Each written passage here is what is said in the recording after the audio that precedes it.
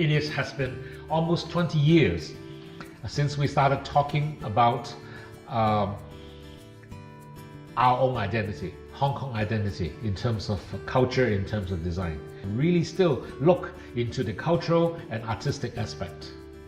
And it's only through publications like this and through the re-examination of some master's work where one can really get in to the understanding to seek our own identity graphically, artistically, and hopefully in terms of poetry. My own family, as far back as it goes, was in Toledo in Spain in 1492, and then we were discouraged from staying on there, so we moved to another part of the Habsburg Empire, to Austria and Hungary. And then when Austria was invaded by Germany, fortunately we were able to leave, and we went to New York, and I got my education there, and after working for a while I went to Paris on a Fulbright fellowship and traveled around Europe while I was there.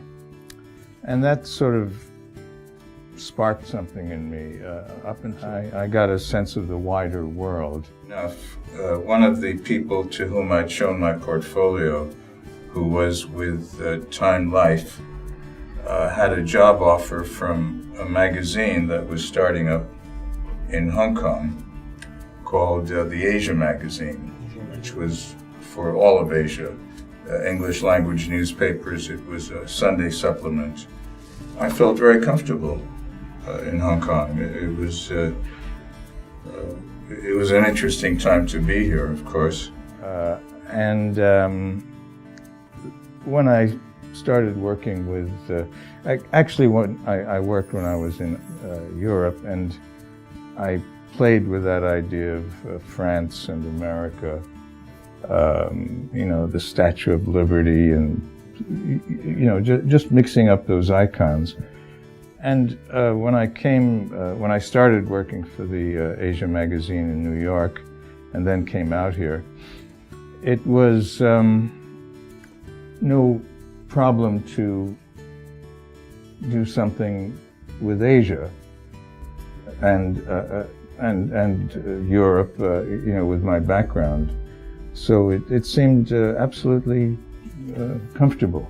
What really made Henry different from everybody else is that very early on he actually was very interested in Chinese culture. But not only Chinese culture in the traditional sense, he's also very interested in Hong Kong local culture. And he looked at this not only as just gimmicks for design, or let's say motifs for expansion. He actually paid a lot of attention to the stories, the history, and the cultural aspects behind some of the graphical or some of the iconographical elements behind what he liked. I don't think there's anything exotic about being cross-cultural, and I think the whole world has to be that way today. I was having fun with it, with playing with that contrast. Contrast is the key for graphic design, and I had studied in Yale, where I was very lucky to have, in the second year of my master's program, to have Paul Rand as a teacher, and he had a great influence on me. One of the things he said was that you need contrast in design, intellectual or visual or whatever. But I think my most important one is actually on the wall here, and that's a poster I did for a Japanese typesetting company. Another one is for the Viennese opera ball in Hong Kong. where I wanted to, again, contrast Vienna and China. Henry pioneered corporate identity through branding and cross-cultural design. I think it was through his ideas of how to combine icons, symbols, but also cultural meaning from the West with idiosyncrasies of the East that actually form the intellectual blueprint of Hong Kong's status as an international and cross-cultural city. You have to want to be a designer. In my case,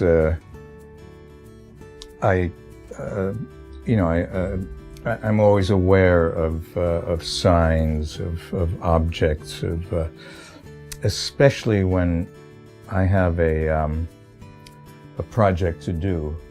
Then I'm looking everywhere. There's a saying, for a man with a hammer, everything looks like a nail. And it's that sort of idea that you're obsessed with design. So if you don't feel that, I don't think you should go into it. But you can still be learning when you're going to see a good movie, a movie that's sensitive, that needs a bit of thought. And the same with reading and, just spreading your interests.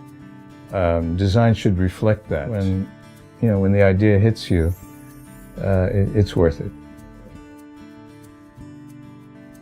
We hope that the publication will raise more awareness in Austria for Henry Steiner's achievements, and that it will contribute to familiarizing young designers with the idea and methods of cross-cultural design. In today's world, with more and more cultures mingling and overlapping, this approach can teach us a lot in general as to respecting different cultures and not seeking to harmonize them, but recognizing their contrasts as a fascinating enrichment and valuable complement. I think a lot of Chinese fine artists are very, very good in manipulating the ornamentational aspect of Chinese art and design. But not that many is able to actually combine that kind of Western discipline with the Orientalism, if one can call that. And Henry has done that, and he's actually, in a way, very unique in the world of graphic design. Not only because he's one of the first, but also because he's so good at it.